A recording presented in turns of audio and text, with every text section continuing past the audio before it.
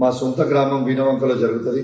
ఆ జాతరలో మొక్కులు చెల్లించుకోవడానికి నేను, నా సతీమణి, నా బిడ్డ మరియు మా దళిత మహిళా సర్పంచ్ గారు మొక్కులు చెల్లించుకోవడానికి పోవడం జరిగింది.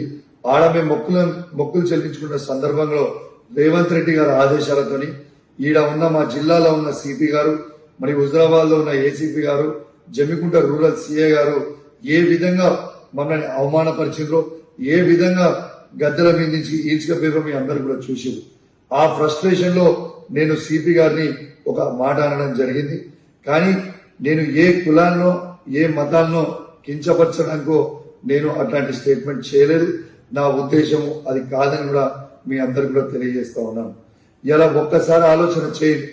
ఆ ఫ్రస్ట్రేషన్ లో, ఆ ప్రెషర్ లో, ఆ టార్చర్ లో నేను ఒక మాట స్లిప్ అయితే కావచ్చు. కానీ నేను వాళ్ళందరికీ కూడా దానివల్ల ఎవరికన్నా వాళ్ళ మనోభావాలు దెబ్బతినుంటే వాళ్ళని నేను పర్సనల్ గా అప్లై చేస్తూ సెలవు తీసుకుంటా ఉన్నాను.